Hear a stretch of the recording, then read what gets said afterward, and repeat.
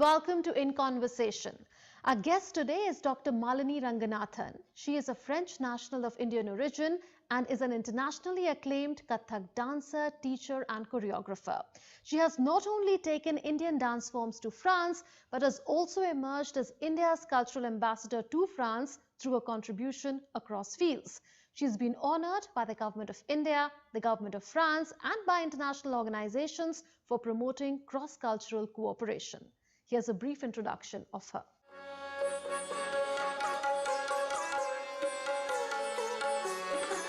From Kathak to Bollywood, Dr. Malini Ranganathan has taken Indian art and culture beyond Indian shores to France.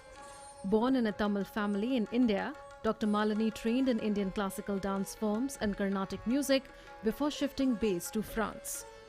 Based in the French city of Nantes, she has been performing and training thousands of women in Indian fine and performing arts and academically mentoring them in international management systems. The shift from India to France in the 1980s came with its own set of challenges, but she held her own and built an audience for Kathak in France while bringing up 3 children and dabbling between arts and academics. She is the founder, director, teacher, choreographer of eminence in Kathak at Bindi, a non-profit Indo-French center of Indian arts, where she has trained numerous French students in Kathak and Bollywood. Artistically speaking, Dr. Malini is an internationally known Kathak dance exponent who has performed extensively in India, US, Canada and Europe, particularly in France. She has been recognized officially by the ICCR, the Embassy of India in Paris, the French Ministry of Culture, International Dance Council in Paris and UNESCO. The crowning glory of her organizational abilities was Namaste France, a cultural festival of India held in October 2016 in Nantes, which was entirely conceived and curated by her. Academically, Dr. Malini holds a PhD in Didactics of Educational Sciences in French, highlighting the cross-cultural context from the European University, and is a researcher professor in International Business Management for MBA students at ISG in Nantes. In 2019, she was honoured with the Pravasi Bharatiya Samman Award for her outstanding contributions to arts and academics, becoming the first woman of Indian origin in France to receive the award. She was also awarded by UNESCO in Paris for her work on promoting Indian culture in France. In 2021, Dr. Malini received the Atmanirbhar Bharat Award for her contribution towards making India self-reliant in arts and academics. For nearly 4 decades, Dr. Malini has never missed an opportunity to showcase the rich, varied intellectual and cultural heritage of the cradle of all civilizations, that is India, virtually emerging as India's cultural ambassador in a distant land.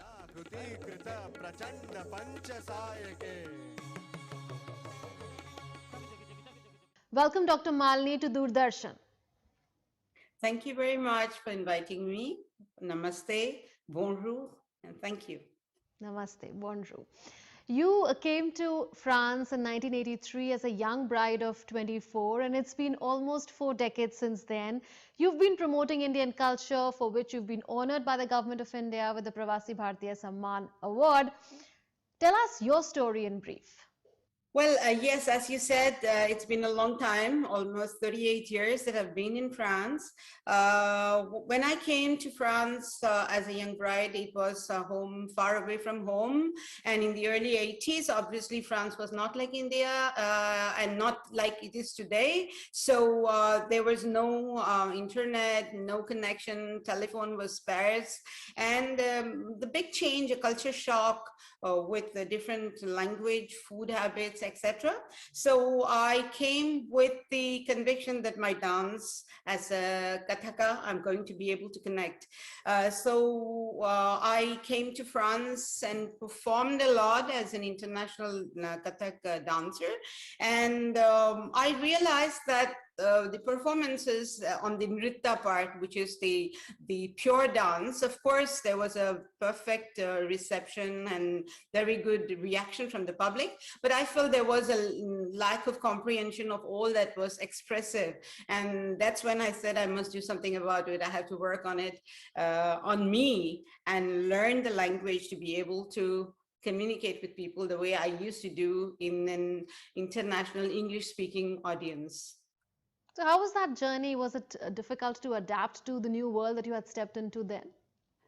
Well, yes, I would say initially, but challenges are there to motivate you, right? So as a young person, I said, well, that should not be an impediment. So I was really fortunate to be recognized immediately by the government of India, the Embassy of India in Paris, and of course, also the French Ministry of Culture and the International Council of Dance and UNESCO.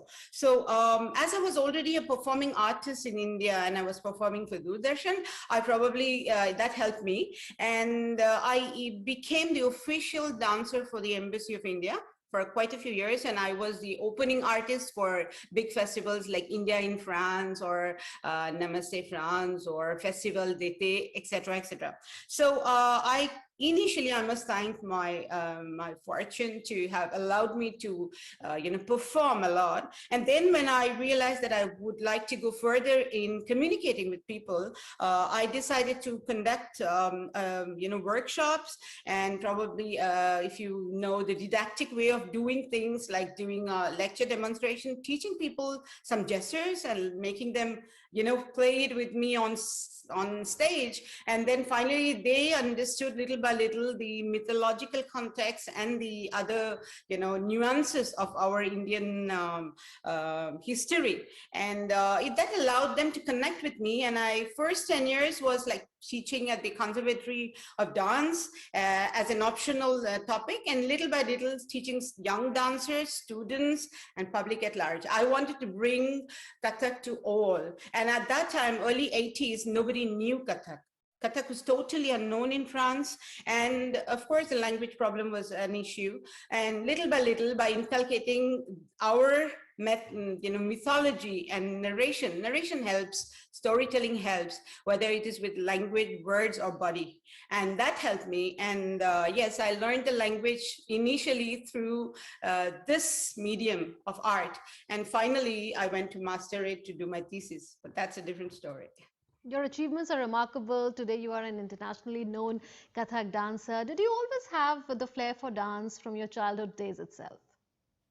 I think as far as I can think back, I always loved dance. I was so fond of dance and music, particularly dance. And to just give you a small anecdote, I come from a very typical Tamil family. So technically, I should be dancing Bharatanatyam.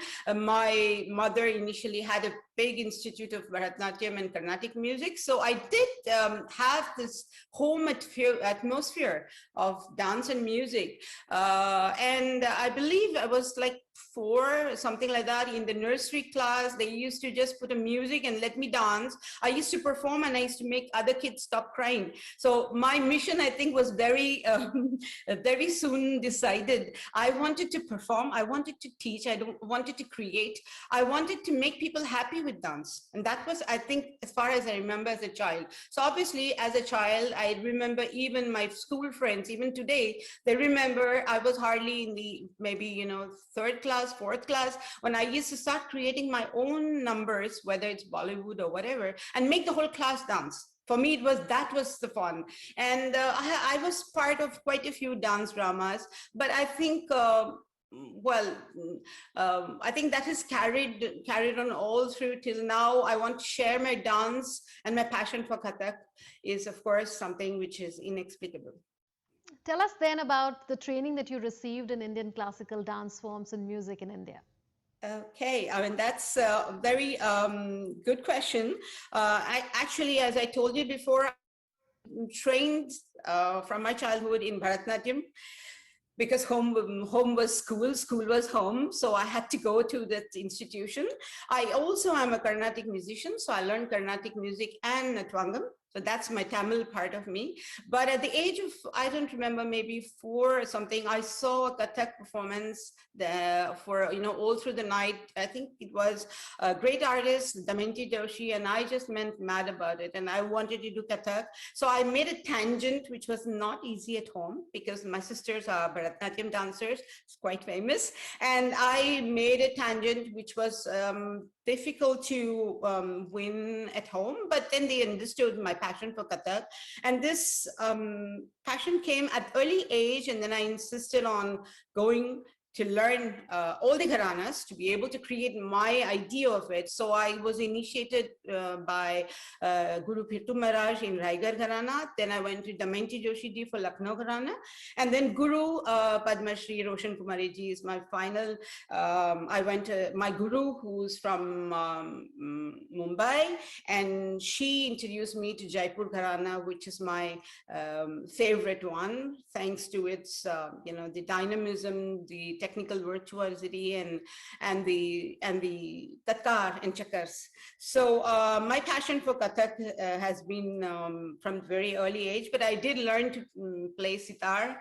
And also because we were living in Roorkela, Orissa, far away from the south. So I did learn Odissi under Guru Mahadev Raut, and also Chao, Manipuri, all the other dances. So I think my decision or selection towards being a Kathak artist was quite progressive. I did not just lamely go into it, but I did try other styles, and I said this was the one for me. Your dance performances such as Birth of Ganga and Parampara have been recognized as innovation in choreography. Tell us about them. Oh, yes. Innovation has always, again, been one of my priority, because when you are at a standstill and you're just, performing the same thing again and again, probably I think there is no, at one point the saturation is that you are no more a performer, but you're just executing something. And this is something which fascinated me in Kathak, the possibility to create, even improvise when we are learning and performing. So I had double transposition of my art, because not only I was bringing it to France, I was bringing it to a public which was interested in learning, interested in watching, but they needed some kind of basic, language, some codes to understand. And that's when as I told you before, I do lessons on mythology, on even costume designing, everything. The whole Natya Shastra is covered differently, I would say. I'm not pretending to be an expert, but I still try to see that this transposition of my original knowledge of Kathak does not get diluted. So improvisation does not mean, or innovation does not mean diluting the original, but bringing it differently, keeping the norms in mind. And this is when I would say, Parampara came to being, because I must say at that point that I have been a performer and a teacher for a long time, but I had a kind of a lull at in my career when I decided to concentrate more on my academic side by going on to perfecting my teaching capacities and research. When my second daughter, Darshini, who came up with this desire to learn dance. So it just revived this flame in me, which was actually at a lull. And she started asking me to learn. I said, Kathak is a long issue, and it's going to take you a lot of effort, because I know the notion of immediacy in today's public, young girls. But she said, no, I will. So she started learning Kathak with me. And that is when I started teaching her Kathak and creating some modifications, because she did not have the baggage that an Indian of her age could have, because my 3 kids are born in France. So that worked, and she started performing, and she started doing Kathak and Bollywood. Of course, Bollywood was her passion. And I told her she will not be able to perform Bollywood unless she understands and performs and learns Kathak. So that was a condition, sine qua non, and she did accept it. And her performances brought me back my public, which I had put aside. So this innovation, Parampara, brought me to mother, daughter, guru, shishya, of course, but India-France connection. And through this, I said we must work on Ganga, because with the new notion of Swachh Bharat, new notion of environmental friendly actions, I said, I must work on it. I'm going to start with the origins of Ganga, because Ganges is known in France. And there was an opportunity because there was a program, festival called Fleuve de Monde, which means the rivers of the world. And then they asked me to take care of the Ganga chapter. So I said, this is the occasion. And I started with Ganga's origin. I was Ganges, and it is to show that my students, I told them how it just came in, in a very rapid movement, and how it was, how Ganges has also helped and affected certain parts of India. One major milestone in your journey is your setting up Bindi, a non-profit Indo-French cultural center of Indian arts. How did the idea of finding such an organization strike you, and what's the story behind the name Bindi?